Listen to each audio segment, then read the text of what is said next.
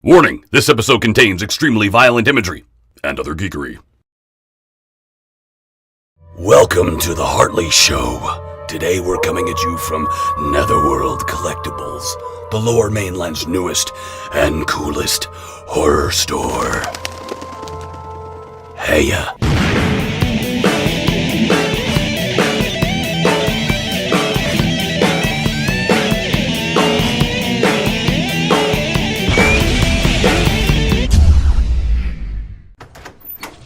Daryl, man, something died in your bathroom, dude. Welcome to the Hartley Show. Today we're coming at you from Netherworld Collectibles, the Lower Mainland's newest and coolest horror store. You got all your horror needs met here. They got board games, they got fake blood, they got just about anything you can imagine, other than corpses. Oh, wait. Even they ain't got those going on. Of course, we're going to talk about some comics at one point, but first we're going to talk to Daryl, the owner and proprietor of the store right now. Follow me. Little known fact, fire, bad. So here we are talking to Daryl Gaspari, the owner and proprietor of Netherworld Collectibles. Hey, Daryl. How you doing, Hartley? Fantastic. Thanks for having us here, man. Thanks for being here. So first off, I got to ask you, what was the inspiration behind putting together a horror store? The inspiration definitely came from my childhood. I've been into horror movies my entire life. Started with the old black and whites and the Universal monsters, like Creature from the Black Lagoon was one of my favorites. Yeah. And then it went into a lot more of the darker and more grotesque, with a lot of Lucio Fulci and Dario Argento, and I just ended up taking what I was good at, which was retail, and pairing it with something that I absolutely love, which was the horror movie genre. The real question I should ask you is, what are your favorite horror films? Well, going back to the Lucio Fulci, his original Zombie was one of the best zombie movies of all time, and it has a shark in it fighting a zombie, which is freaking awesome. Was that the guy that used a lot of the pig gore and animal gore? Absolutely, yeah. Right, lots of vomiting and stuff. We're going back to the 70s. There wasn't a whole lot of laws behind what they could and couldn't do. The Italians just pushed that envelope to make things gorier and scarier than anything else on the market at that time. So what has been the reaction so far to your store being open? Press, media, people off the streets? It's been excellent, actually. The press, I've gotten more press than I could hope for. I mean, an article in the Metro News and the Burnaby Now, and I got a phone call from Rock 101, which was kind of cool. Right. And you guys are here, which is the best of the lot, right? So that depends how you look at it. Yeah, I guess it does. Yeah, but people off the street, they see the Dracula outside. They stop in. What is this, right? And it's been really, really good so far. I can't complain. When you initially mentioned opening a horror store, I know myself, I was thinking, well, what's he going to have in there? And the more you sort of, before you opened the store, you were showing on your Facebook page, like his Facebook page, Netherworld Collectibles, the more I was realizing, oh yeah, there is all this cool stuff. Blood and all this fake rocks, not to mention just all the collectible stuff.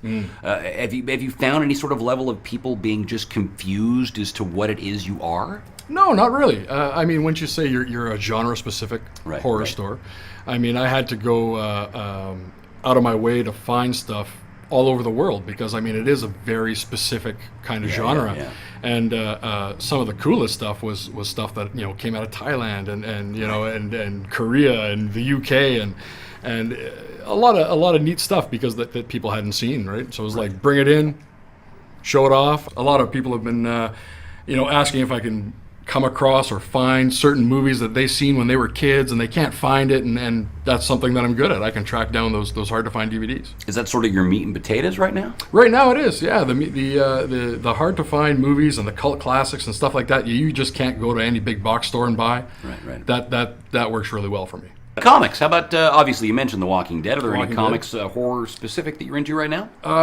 What I'm reading, aside from, The Walking Dead, is they reissued or started doing Creepy and Eerie again. Yes. And those are phenomenal. I like and reprints? There are reprints, but the ones that this new material in these current ones that have come out, as well as everything else that's horror related, games, T-shirts, posters, collectibles, a lot of Walking Dead stuff. It's popular, as well as stuff for independent and student filmmakers. Storyboard books and fake blood and prosthetic things and limbs and a whole bunch of good stuff. Well, I have been quite impressed with how much of your store actually fits in with the film industry, like you were saying, the storyboard binders and things like that. Oh yeah, I'm a big supporter of the film industry in BC. So are you planning on having any involvement or a table at any of the cons coming up? Yeah, we'll be at we'll have a booth at the Vancouver Fan Expo. Nice. April 20th and 21st. Be there. Come see me. Netherworld. Will you be near Taz Comics?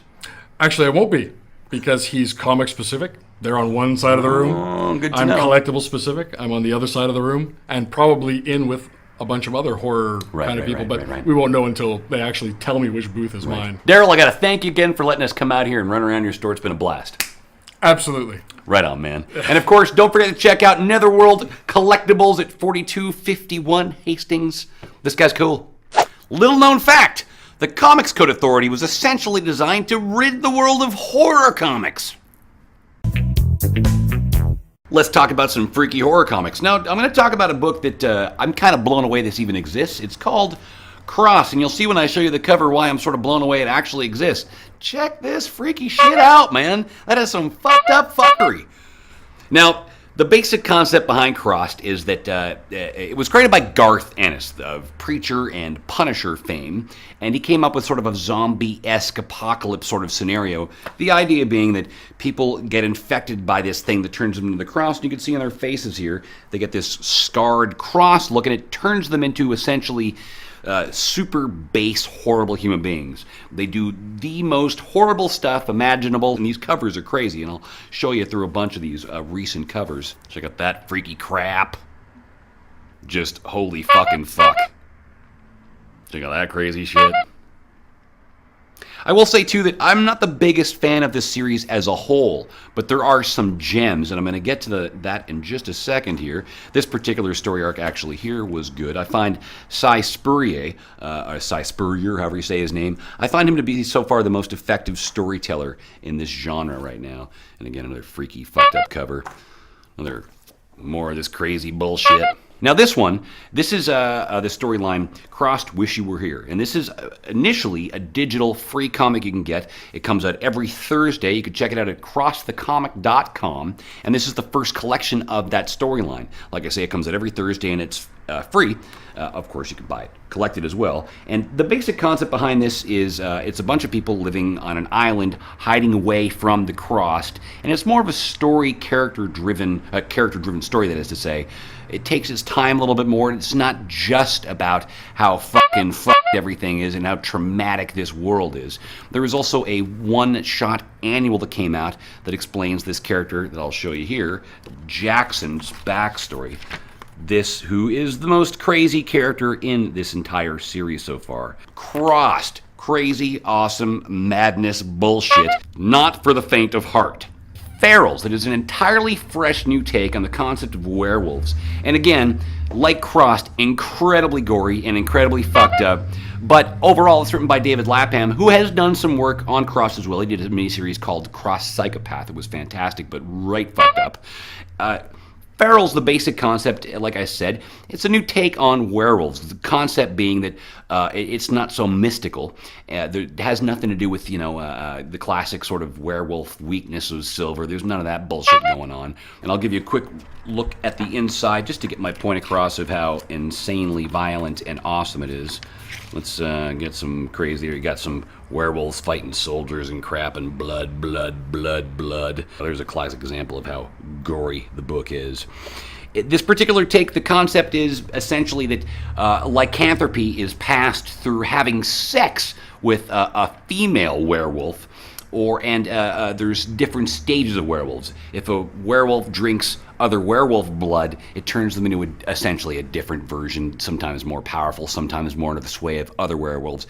I will say the story has been absolutely outstanding, and it's intense, and it's not for the squeamish, but it's absolutely fantastic. And the artist you saw is great. David Lapham, Gabriel Andrade, fantastic stuff. If you like horror comics, this is probably right up your alley, but again, not for the squeamish. Now, this doesn't count as a horror book, but it has horror-esque elements, and of course, it's Alan Moore. The guy's a fucking genius, right?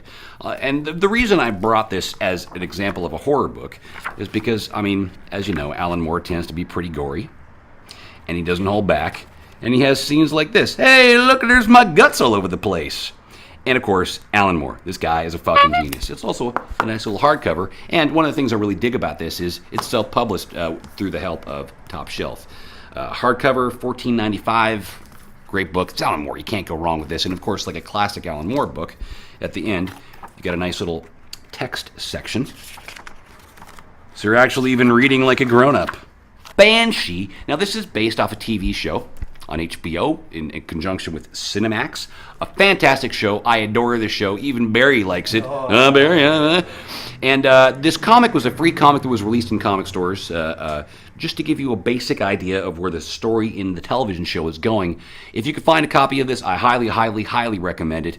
The TV show is better than the comic in the sense of, this art isn't hyper-realistic. It is a little bit more cartoony than you would expect from such an intense, gritty television show. But the best part about this comic is you can read this and it kind of gives you a really good idea of where the TV show is going. I did read this before the TV show and I thought it was fantastic. Highly recommend it if you can get a copy of this. And as well, I should point out they do mention in this introduction that they do have a plan to put out more comics because they've got so much backstory they essentially created. And I believe this was written by the creators. Thanks for watching, and I'd like to thank in a big way Netherworld Collectibles for letting us come here and do whatever the heck we want. Ciao!